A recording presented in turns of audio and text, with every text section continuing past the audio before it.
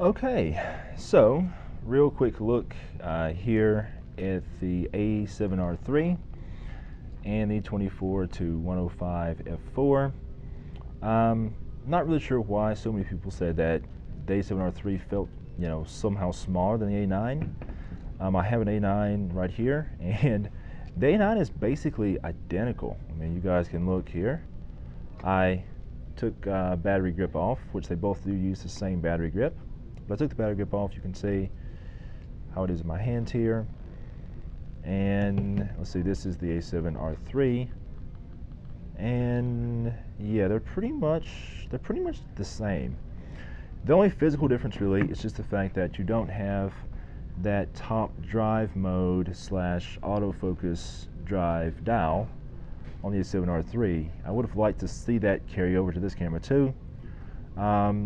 Not sure why Sony would remove it. Perhaps they thought on a camera more action-oriented, you would be changing that a lot more often than on the A7R III. But yeah, I was kind of surprised. I thought they would have kept that bit of continuity. You can see that we still have the same lovely focus toggle joystick. Let's see, let me put this on something like a flexible spot here,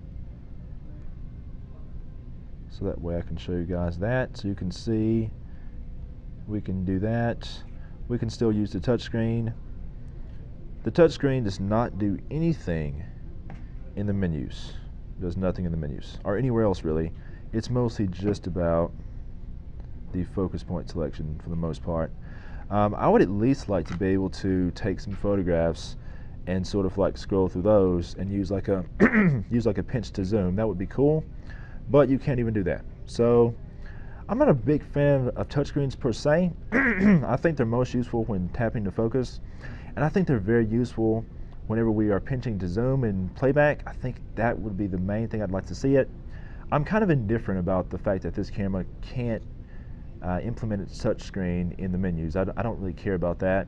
A lot of folks kept pointing out to me that on my Nikon D850 video, I kept on interacting with the menus with the directional buttons anyway, and they're like, oh, well, I thought you could use the touchscreen in the menus, and I was like, oh yeah, you can, but I totally forgot because I never do that. So it's kind of up to you guys whether or not you want to use the touchscreen there, but yeah, I think that Sony should at least include it to be able to pinch to zoom and playback. The other thing I commented on Facebook a couple of days ago is that this camera's shutter sounds way different than the A9, and that's kind of what I'm going to let you guys hear. So I have the A9 here, and it is not on mechanical, sorry, it's not on electronic mode, it's on mechanical. You guys can hear what it sounds like. I'm going to hold it up to the mic.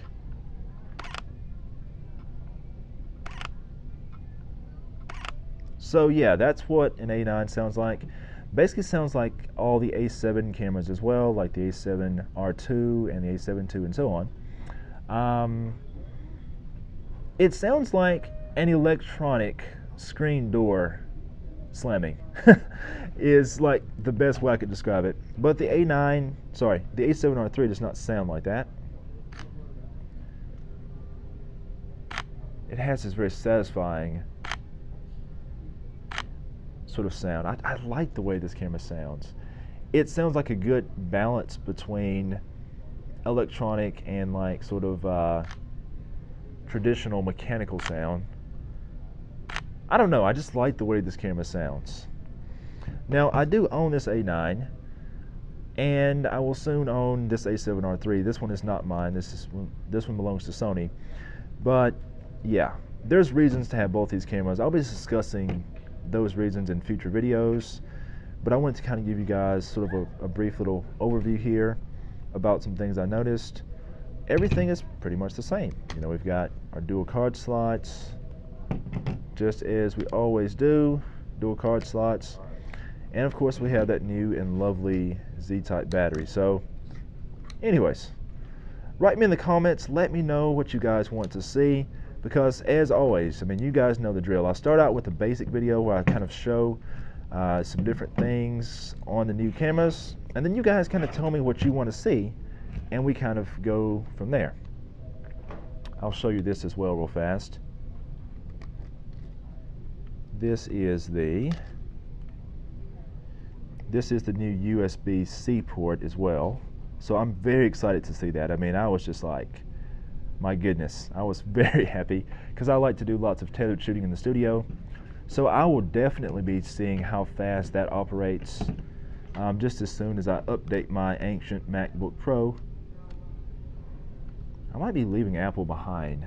I've always been a Windows and Mac user, and at this point I don't really necessarily want to continue on with Apple, I don't think. So we'll see how that goes too, but that's another video for another topic, or another time rather.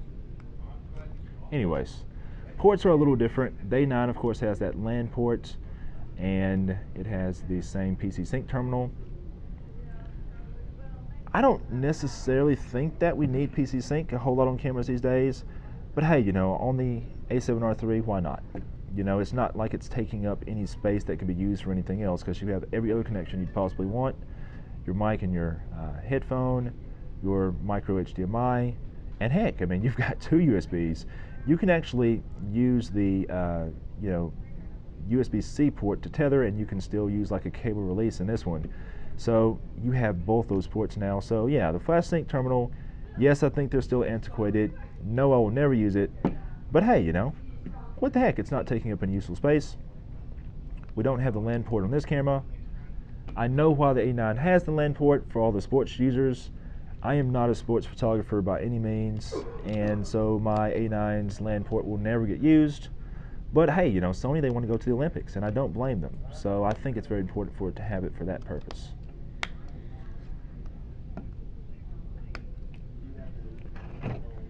Let's see. Let's give this a quick little burst too. What say? All right, let's see here. So we don't have that drive mode dial. So we can go in here. I'm going to put it on to continuous high. Wow, that is impressive. I never shoot burst mode too often.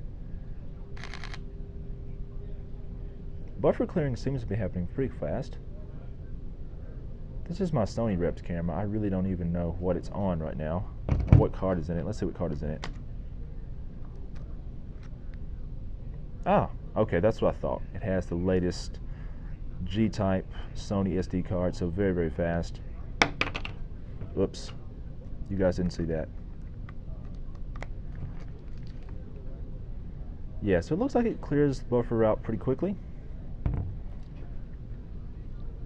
I want to see if we are on uncompressed RAW. Okay, let's see. I'm going to see what this camera does in RAW and uncompressed RAW. I'm curious to see how the buffer performs real fast.